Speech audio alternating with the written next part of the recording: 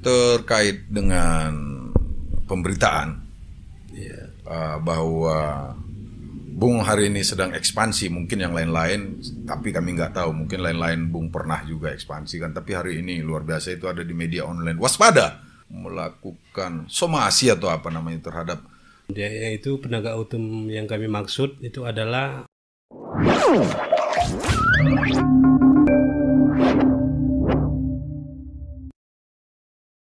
Oke, jangan tegang kali Bung. Ini Bung kali kedua ya datang kemari ya. Yeah. Bung Ramadan Juri ini advokat muda, punya prestasi, dan akhir-akhir ini seminggu terakhir luar biasa, sangat luar biasa. Kami melihat ada di Waspada online dan sebagainya itu ya, soal apa itu. Namun sebelumnya berapa lama Bung kerja sebagai advokat, terlibat sebagai advokat, mana eksekusi-eksekusi yang paling indah yang pernah Bung ingatlah seumur Bung sebagai advokat ini. Tolong lu bincangkan Bung. Ya, sekali sebelumnya Assalamualaikum warahmatullahi wabarakatuh. Yeah. Sebelumnya terima kasih kepada Hari Podcast Kabupaten Batubara yang mengundang saya pada sore hari ini dalam rangka bincang-bincang diskusi hukum. Sebetulnya Bung, saya ini malu kan karena diundang ini, kok bisa saya diundang, karena saya rasa ilmu saya ini misalnya masih sejengkal kuku. Oh, bukan soal itu, bukan soal ilmu, bukan soal sejengkal kuku Bung. Namun ada beberapa hari terakhir ini banyak juga prestasi yang Bung torehkan, dan itu menurut penilaian kami sebagai advokat muda berhasil merambah keluar daerah, itu prestasi bagi anak Batubara. Jadi salah satu motivasi juga untuk advokat-advokat muda kita yang berada di Batubara ini. Jadi nggak jago kampung aja. Lanjut Bung. Jadi terima kasih Bung. Jadi sebenarnya kunci dari menjadi advokat ini waktu lalu sudah kita sampaikan. Yang pertama sebetulnya percaya diri Bung. Sedap. Itu modal ya? Modal ya. Okay. Percaya diri. Kemudian kemampuan berkomunikasi. Iya. Nah, itu menjadi kunci. Ini soal komunikasi saya potong dulu Bung. Kita sudah cukup lama bersama, menurut kita seperti itu ya. Ada 5-6 tahun atau mungkin 10 tahun Bung ya. Di dalam keseharian Bung tenang, anteng, menyampaikan ucapan hanya 1, 2, 3, hanya itu. Bukan tipikal advokat, itu nggak nampak. Namun ketika Bung diwawancarai dalam penyelesaian masalah dan segala macam, kami lihat Bung berbeda dari hari kebiasaan. Artinya Bung betul-betul tampil sebagai advokat, murni gitu. Nah, ini cemana Bung dalam menata kehidupan itu? Kalau yang lain ada nggak nuding, tapi kalau yang lain ada saat di kedai kopi sambil minum kopi banyakan ngomong, sampai kadang-kadang kebablasan. Tapi kalau Bung di keseharian santai, anteng, ngomong satu-satu. Tapi kalau di pengadilan dan saat ini macam bincang ini, bisa Bung tampil begitu luar biasa. Ini apa resepnya dan apa gimana sebenarnya itu Bung? Jadi begini Bung ya. Jadi pada saat kami pendidikan menjadi advokat itu kan kami juga dilatih namanya teknik wawancara gitu. Jadi artinya kita terlatih di situ bagaimana menjalin komunikasi yang baik. Iya. Nah, komunikasi ini artinya di sini yang pertama kita ini cukup untuk harus bisa meyakinkan klien kita yang kita dampingi atau minta bantuan kita kan gitu. Kemudian juga kita bisa berinteraksi atau berkomunikasi yang baik dengan yang lain-lain gitu. Nah, karena jangkauan kita ini juga bisa masuk kepada semua penegak hukum gitu. Sedap, betul. Nah, selain daripada komunikasi, ya sebagai advokat kita juga mempunyai kewenangan untuk mengkritisi para penegak hukum gitu. Tapi kenapa kalau di keseharian Bung betul-betul irit untuk ngomong? Ini gimana tuh Bung? Jadi itu biasanya Bung itu kan kembali kepada karakter perseorangannya. Betul. Ya mungkin kalau ada yang bilang karakter saya orang pendiam, ya mungkin terbawa di situ kan gitu. Jadi gini Bung, kita punya kawan kemarin namanya Mahadis Tanggang. Itu betul itu Madan Juri itu advokat. Iya betul lah. Kenapa aku bilang? Ngomongnya kok sikit-sikit. Itu bukan advokat itu. Mungkin di keseharian mungkin ngomong sikit-sikit. Nah itu Bung terangkan juga sama Lai Tanggang, nonton deh nih ya. Ya mungkin kita sapa dulu kepada sahabat kita Mahadis Tanggang yang mungkin kita kenal saat ini sebagai wakil pimpinan redaksi Bung di salah satu media televisi. Iya betul. Luar biasa itu Kota Siantar. Nah itu luar biasa itu. Luar biasa dua sahabat kita. Coba bilang dulu. Jadi artinya di situ kita tidak dituntut. Sebetulnya advokat itu tidak dituntut harus banyak ngomong kan gitu. Iya. Seperti saya sampaikan tadi, cukup bagaimana kita meyakinkan seseorang. Iya. Klien lah khususnya kan gitu. Artinya yang kita sampaikan adalah advis hukum terhadap mereka. Iya. Gitu. Nah, untuk bicara meyakinkan seseorang tentunya kita harus ada ilmu tentang di bidang hukum kan gitu. Bukan ilmu kombur-kombur aja ya. Bukan hanya ilmu cakap-cakap, Bung. Lanjut. Cuma terkadang kita kalau sekarang ini kita cukup heran karena mungkin terlalu banyak para advokat gitu kan. Ya mungkin ya kita tidak menjustifikasi, artinya ya silahkanlah kalau memang dia merasa ingin menjadi seorang advokat, tolonglah jaga marwah sebagai advokat. Karena advokat ini Bung punya dapat gelar juga Bung. Iya. Gitu. Kalau hakim itu gelarnya adalah mungkin Bung juga pernah dengar hakim itu sebagai wakil Tuhan di muka bumi kayak gitu. Mungkin Bung pernah dengar kan. Betul. Nah, kalau advokat ini bisa dibilang adalah profesi yang terhormat, profesi yang mulia. Gitu. Iya betul. Melakukan pembelaan dan sebagainya ya. Jadi itu harus dijaga yang benar-benar kan gitu. Sebagai advokat. Jangan asal ngomong sembarang tuh ya. Iya. Waduh. Ini Bung terkait dengan pemberitaan bahwa Bung hari ini sedang ekspansi. Mungkin yang lain-lain, tapi kami nggak tahu. Mungkin lain-lain Bung pernah juga ekspansi kan. Tapi hari ini luar biasa itu ada di media online. Waspada. Ini ya endorse pre lah kita nih bilang waspada itu salah satu koran yang luar biasa. Khususnya untuk Sumatera Utara ya. Itu kami lihat memuat berita tentang Bung melakukan somasi atau apa namanya terhadap Kapolres Tamiang itu. Apa namanya itu? Nah, baik Bung, ya sebelum kita pada sampai konteks itu, ini kan yang kami lakukan itu adalah sebuah kritikan dari advokat terhadap penegak hukum. Apa yang terjadi, Bung? Yaitu penegak hukum yang kami maksud itu adalah Polres Aceh Tamiang. Bukan Polres kita ya. Bukan ya, Polres Aceh Tamiang. Iya. Polres kita bagus itu. Iya. Bagus, luar biasa. Jadi sebelum kita buka dalam konteks ini, sebagai advokat ini, ada juga saya merasa terkesan, Bung, dalam permasalahan eksekusi ini. Eksekusi apa? Eksekusi ini terjadi di Kabupaten Batubara. Jadi yang pertama, Bung, itu adalah persoalan sengketa konsumen dengan sebuah leasing. Leasing itu saya ingat itu ada PT SMS Finance. Nah, ini cukup berkesan selama saya menjadi advokat. Iya. Karena suatu perkara inilah dalam sejarah perkara sengketa konsumen se-Indonesia yang pernah dilakukan eksekusi. Wah, prestasi itu, Bung. Iya. Yaitu terjadi melalui dari BPSK Kabupaten Batubara itu. Yang kemarin itu ya. Ya kemarin. Bang kita itu ya. Bang Khairil Anwar pada waktu itu. Karena sejarahnya tidak pernah itu sampai pada konteks namanya eksekusi. Iya. Kemudian yang kedua ini juga, Bung, menjadi terkesan dalam hidup saya. Saya pernah melakukan pembelaan pada saat itu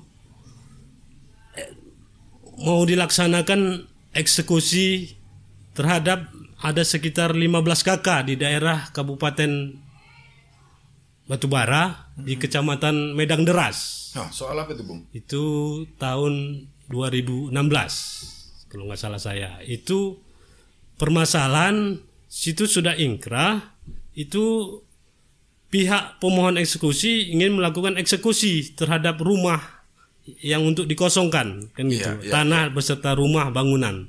Itu ada sekitar 15 kakak pada waktu itu. Namun alhamdulillah pada saat itu kita tetap melakukan upaya-upaya sehingga pada hari tersebut tidak jadi terlaksana eksekusi tersebut. Nah, ini tentu luar biasa bagi saya. Itu karena begini, Bung, eksekusi itu tidak dapat dilakukan 2 kali gitu. Kesalahan pada waktu itu adalah penetapan pengadilan itu salah ukuran pada saat pembacaan akan dilaksanakan eksekusi. Nah, ini cukup menarik, Bung Made, itu cukup ramai masyarakat dan warga segala macam turun, pengamanan. Alat berat juga sudah turun pada saat itu. Dan masyarakat juga pada saat itu yang kita lakukan pembelaan ini, termasuk di situ ada rekan kita mungkin sekarang ini juga ada Bung Rama di situ kan, mungkin ada salah satu korban yang kita laku. Ramadan Fajrin. Ya, Ramadan Fajrin. Nah, itu adalah rekan kita juga, mungkin keluarga dia yang ingin dieksekusi. Tapi alhamdulillah Tuhan berkehendak lain, artinya betul-betul di situ doa kita terkabulkan dari masyarakat yang merasa terzolimi di situ. Religi betul itu, walaupun sudah dilakukan dengan keilmuan, tapi ketetapan Tuhan tetap masuk di sini. Oke, mantap, jalan, Bu. Jadi itulah mungkin yang saya sangat ingat gitu. Artinya yang kita cukup ingin berkesan di situ, kita memang benar-benar cukup jarang terjadi ini gitu. Salah ukur. Salah ukur. Jadi eksekusi tidak jadi dilaksanakan karena Bung tidak boleh walaupun sedikit kalimat salah tidak boleh, harus dicoret atau diulang gitu. Nah, ini mekanisme hukum gitu. Salah tulis orang tuh ya. Salah ukuran. Salah ukuran ya. Lanjut, Bung. Jadi terkesannya saya memang betul-betul itu murni kita lakukan pembelaan kepada masyarakat. Bung bayangkan 15 kakak, berarti berapa keluarga kita, berapa keluarga yang kita selamatkan di situ. Itu salah satu faktor menarik ya. Ini yang menarik berikutnya ini tadi. Nah, ada 3 janda itu sekarang nangis, 3 perempuan nangis-nangis itu. Nah, ini Bung yang Bung tanyakan tadi, persoalan yang artinya kemarin itu kita adalah melakukan kritikan terhadap Polres Aceh Tamiang. Nah, permasalahan ini sebenarnya awalnya ini persoalan yang sama, persoalan eksekusinya ini, Bung. Karena biasanya eksekusi itu awalnya ini cerita eksekusi juga lagi nih. Eksekusi itu kan biasanya diajukan oleh pemohon. Pemohon mengajukan, kalau dia masalah hukum perdata itu biasanya dilakukan oleh petugas pengadilan negeri. Nah, kalau konteksnya hukum pidana itu biasanya dilakukan eksekusi oleh kejaksaan. Nah, seperti itu, Bu. Jadi ini konteksnya hukum perdata, awalnya itu sudah terjadi pelaksanaan eksekusi. Nah, jadi kami sebagai penasihat hukum, ada tim saya juga, Bung, saya sapa dulu, ada namanya Muhammad Zainun Sembiring SH. Orang mana itu, Bung? Itu mereka tinggal di Tanjung Merawa. Nah, kemudian ada juga Julianto, ada Julianto SH, dan Ucok Sembiring panggilannya, Ucok Sembiring SH. Ini Bang Ucok Sembiring sini bukan? Bukan, di Tanjung Merawa. Nah, ini tim kita lah. Artinya dalam konteks mengkritik ini, mereka mempercayakan kepada kantor kita yang di Kabupaten Batubara. Untuk jauh, Bung ya. Cukup terkenal, Bung ya. Lanjut, Bung. Jadi kami coba mengkritisi kebijakan penegak hukum, yaitu Polres Aceh Tamiang. Nah, ketika eksekusi tadi sudah terjadi itu tanggal 10 Maret 2021, tepatnya berada di Desa Bukit Emas, Kecamatan Besitang, Kabupaten Langkat. Nah, ini gimana ini, Bung? Lanjutkan ini, Bung. Tapi apa korelasinya antara daerah Besitang Langkat dengan Polres Aceh Tamiang? Ini akan kita jelaskan. Seru. Jadi, Bung, lokasi objek itu adalah di daerah yang saya sebutkan tadi, Kecamatan Besitang. Besitang ya. Nah, jadi Kabupaten Langkat yang melaksanakan eksekusi itu adalah Pengadilan Negeri Setabat. Mestinya begitu ya. Nah, sudah dilaksanakan. Iya. Sudah dilaksanakan. Kemudian biasanya, Bung, pada saat eksekusi itu kan dihadiri. Sebelum dibacakan itu kan ada dihadiri kepala desa. aparat penegak hukum, pengamanan dan saksi-saksi itu dari pengadilan, kan gitu. Dibacakan kan harus lengkap dulu pihak-pihak kan gitu. Pihak terkait lah ya. Pihak terkait, diketahui saksi. Ya. Nah, artinya mekanisme pelaksanaan eksekusi itu sudah sah menurut hukum. Sudah dilaksanakan eksekusi. Jadi perintah eksekusi ini sesuai dengan akta perdamaian kemarin. Namanya akta istilahnya akta pandading. Jadi awalnya pandading ini perdamaian gitu? Ya, perdamaian. Awalnya para pihak bersengketa itu berselisih di pengadilan negeri Stabat. Nah, ketika ada perdamaian, terjadi perdamaian. Poin-poin perdamaian itulah dibacakan oleh pengadilan negeri Stabat. Jadi Bung, yang namanya akta perdamaian atau di istilah bahasa hukum akta pandading ini memulai nilai eksekutor. Artinya bisa dilakukan eksekusi. Jadi berdasarkan itu tadilah dilaksanakan eksekusi oleh pengadilan negeri Stabat.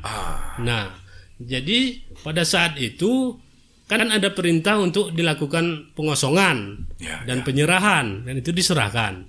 Kemudian pada saat itu juga ada turun sebuah alat berat untuk melakukan pembongkaran penggusuran.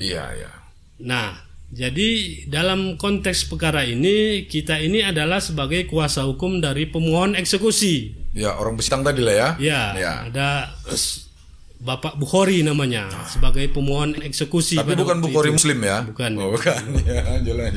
Jadi pada saat itu biasa Bung, memang biasa seperti itu ketika pelaksanaan eksekusi ada orang-orang yang membantu pelaksanaan eksekusi selain daripada pengadilan tadi. Membantu penggosongan itu kan biasa ada selain alat berat dan dibantu kan gitu. Dibantu oleh para tersangka ini kan gitu. Yang ditersangkakan sekarang ya? Ditersangkakan saat ini. Berarti saat itu dia diperbantukan lah untuk itu? Diminta oleh klien kami ini untuk membantu kan gitu. Nah, tentunya ketika terbitnya surat perintah penyidikan ini, klien kami merasa heran kan gitu. Terjadi kenapa kok orang yang dimintanya bantuan tadi kok bisa dijadikan tersangka dan saat ini juga sudah ditahan Bung di Polres Aceh Tamiang. Padahal lokasi tersebut, lokasi pelaksanaan eksekusi itu adalah wilayah hukum Pengadilan Negeri Stabat. Artinya kita bilang daerah Kabupaten Langkat kan gitu. Kemudian dalam laporan itu dituding melakukan pengrusakan. Nah, ketiga orang ini tadi pengrusakan wilayah yang akan dieksekusi. Di daerah Besitang tadi. Pada hari yang sama, Bung. Pada hari yang sama tanggal 10 Maret 2021 itu. Kan tepatnya dia membantu tadi. Betul. Laporan dari yang masuk di Polres Aceh Tamiang itu, dia dilaporkan melakukan pengrusakan pada hari yang sama itu. Di tempat. Nah, tempatnya ini berbeda, Bung.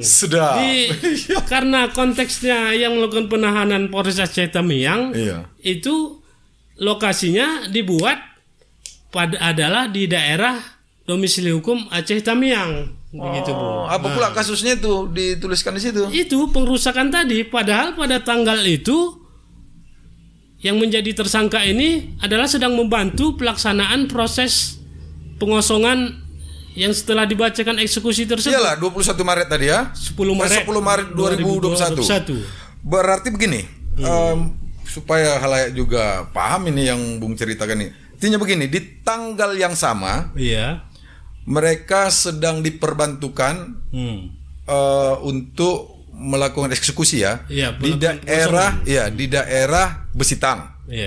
Jamnya dapat itu, Bung?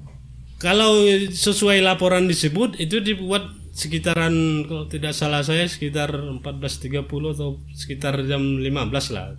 Waktu eksekusi itu jam berapa? Mana tahu setelah dari Besitang dia buat kesalahan pula di Tamiang. Nah, ini kan perlu juga ini. Biasanya eksekusi itu terjadi, biasanya pemohon kita jadwalnya itu pada tetap hari yang sama, Bung. Jam yang sama. Masih dalam urusan masalah eksekusi kan gitu. Kadang waktunya pengadilan ini juga nggak tentu. Kadang kita agendakan. Jadi dia jam waktu 10. bermasalah di Tamiang itu jamnya apakah sama dengan jam eksekusi? Beda-beda 1 jamnya Bung pada saat pelaksanaan itu.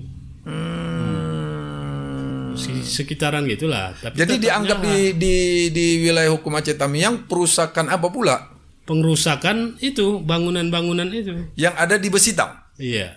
Iya.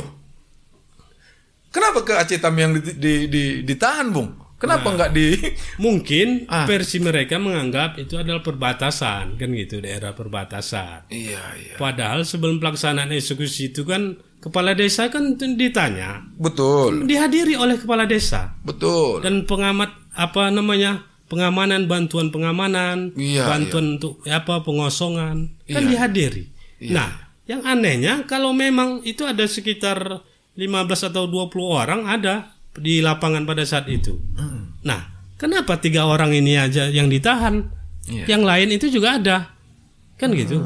Ada juga bantuan tadi alat berat, Iya, iya, iya. kan gitu. Tapi yang jelas tadi itu Pengadilan Negeri Stabat lah ya. Yang melaksanakan eksekusi itu iya. adalah Pengadilan Negeri Stabat. Stabat. Nah, tentunya Pengadilan Negeri Stabat ini juga tidak bisa sembarangan. Mereka akan Iya, ngukur lokasi ya, betul. melakukan pembahasan dulu Pembahasan, mana betul, masuk wilayah hukum dia. Kan Iya, gitu. betul. Karena tidak juga mungkin Pengadilan Negeri Stabat mengkangkangi di luar wilayah hukumnya. Iya, ini udah lain kabupaten, lain provinsi lagi nih ya. Iya.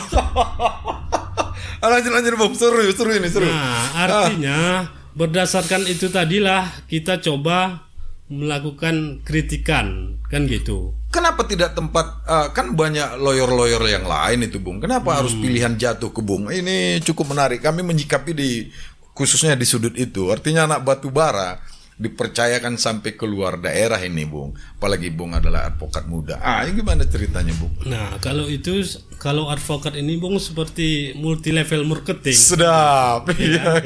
Artinya kita juga itu punya sahabat, jejaring lah ya. jaringan atau rekan-rekan kan gitu. Namanya terkadang rekan minta bantuan biasa kan gitu. Iya. Seperti Tapi jangan lupa, Bung, dia lampaui itu Binjai, Medan, Deli Serdang, Serdang Bedage, Tebing Tinggi Baru, Batu Bara, 6 kabupaten, Bung, yang Bung lampaui itu. ya alhamdulillah kita diberi kepercayaan kepada rekan-rekan tadi Iya. untuk melakukan sebuah kritikan sebetulnya kan gitu. Jadi kritikan ini dengan dasar itu tadi kami mencoba membuat laporan terhadap dugaan kesalahgunaan wewenang Polres Aceh Tamiang terhadap penahanan dari mulai proses penyelidikan, penyidikan sampai dengan proses penahanan. Nah, itu coba kami buat laporan ke Kapolda Aceh dan melalui Kabid Propam Polda Aceh. Sudah dilayangkan? Itu sudah kita layangkan sekitar 5 hari yang lalu, Bung. Sekitar lebih kurang 1 minggu yang Belum dapat lalu. jawaban ya? Dan ketika kita itu juga sudah terekspos oleh Waspada Online kan gitu. Iya, kita melihat itu kemarin ya, betul. Pemberitaan itu. Nah, di sini kita coba mencari keadilan. Nah, dan juga menjadi tanggung jawab kita gitu untuk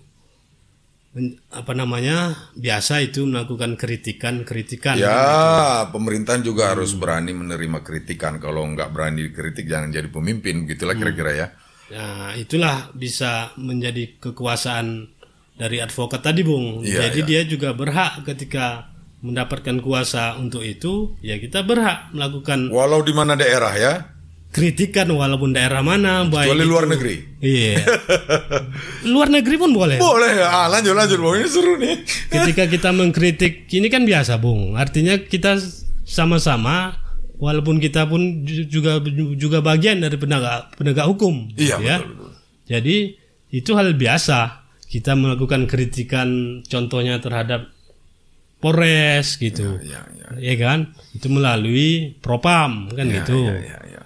Kemudian melalui surat segala macam. Kemudian kita juga bisa melakukan kritikan, misalnya terhadap kesalahgunaan kewenangan jaksa, misalnya itu ada alurnya ke Jamwas, kan ada jaksa bagian pengawas kan gitu. Nah, begitu juga dengan kepada hakim. Ya, kita juga bisa melakukan. Artinya yang kita menduga ada kesalahgunakan hakim juga bisa kita buat laporan. Ada namanya komisi yudisial. KY itu ya. Iya. Dengan kejadian ini apa jawaban dari Propam Aceh? Sampai saat ini kita belum menerima kabar, baik itu melalui surat ataupun via telepon gitu.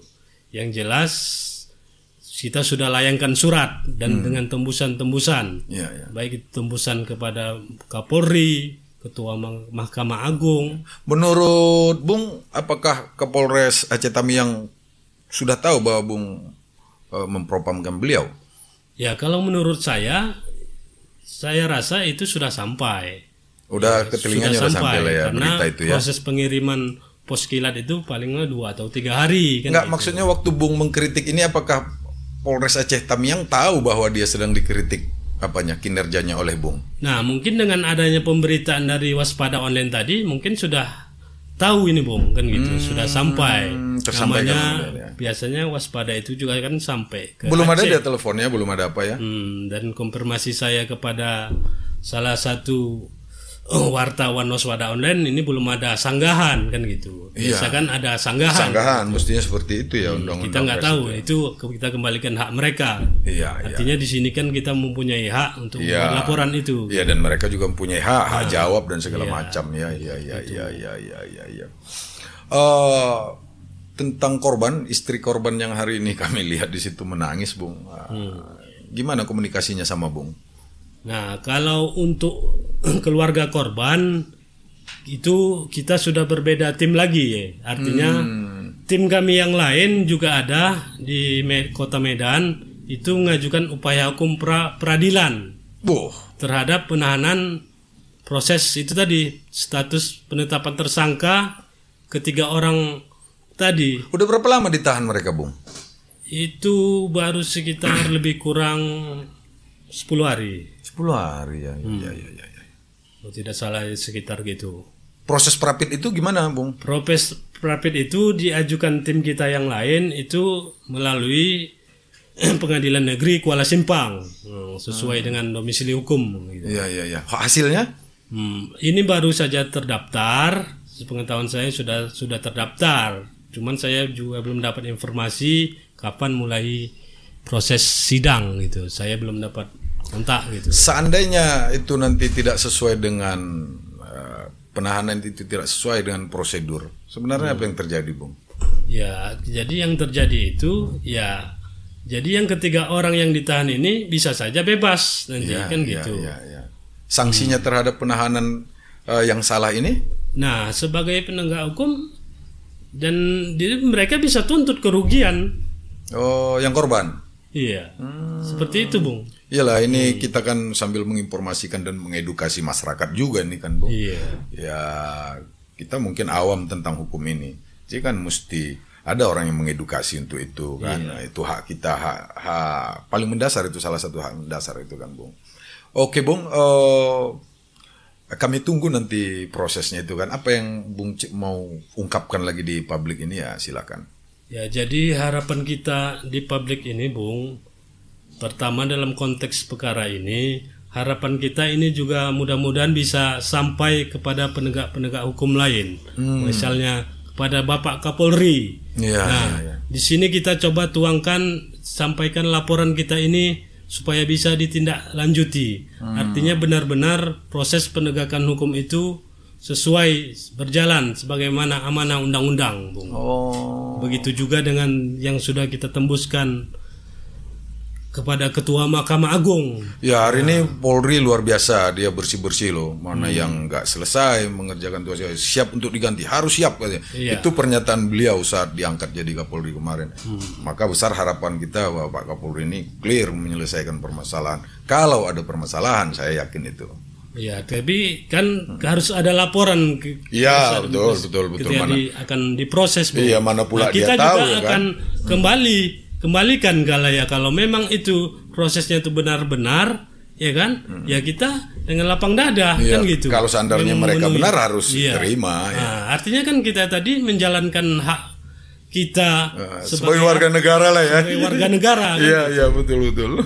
Dan juga sebagai hak kita menjadi seorang advokat. Iya, betul. Kan sudah hal yang biasa melakukan kritikan. Harusnya itu harus, karena kalau pemerintahan tanpa kritik saya yakin tidak akan maju juga.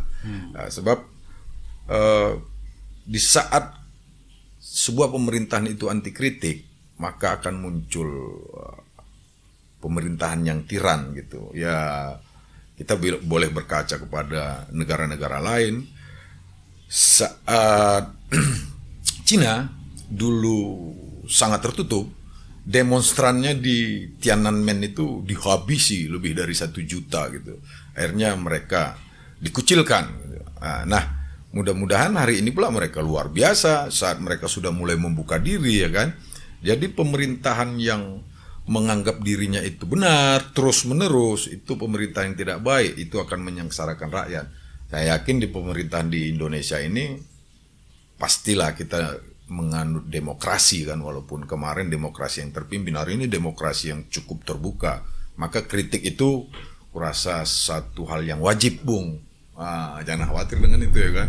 Oke, Bung, ada jadi, lagi, Bung. Ada juga yang sedikit ingin disampaikan, Bung, khususnya untuk di daerah Kabupaten Batubara. Sedap ini. Nah, persoalan hukum ini kita kemarin juga sudah dengar bahwanya Bapak Bupati kita, Bapak Zahir ini juga sudah mendukung tentang adanya lahirnya Perda Bantuan Hukum untuk fakir miskin di Kabupaten Batubara. Ini kita cukup apresiasi sekali kepada Bapak Bupati Batubara. Betul. Jadi, Bung, kemarin itu sudah sempat dilakukan pembahasan oleh DPRD Kabupaten Batubara tentang Perda Bantuan Hukum untuk fakir miskin.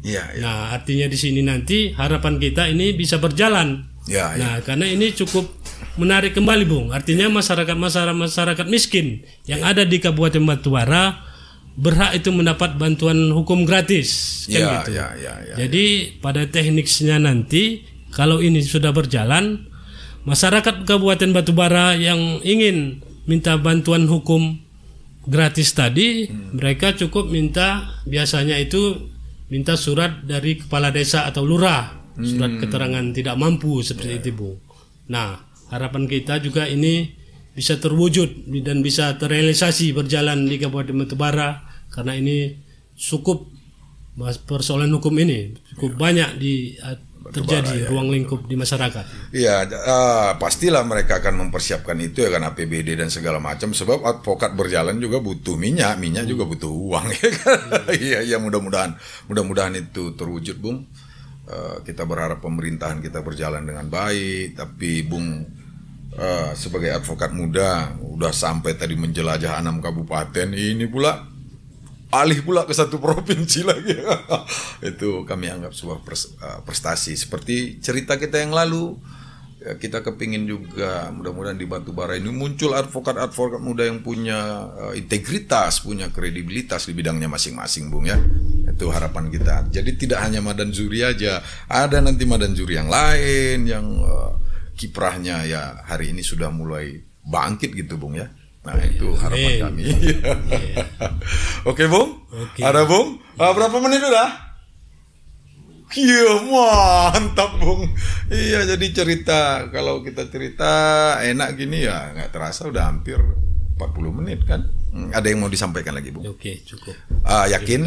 Oke, kita berdoa apa yang sedang Bung perjuangkan hari ini mudah-mudahan terwujud. Keadilan itu benar-benar tegak di bumi Indonesia ini, terkhusus meskipun langit runtuh, keadilan harus ditegakkan.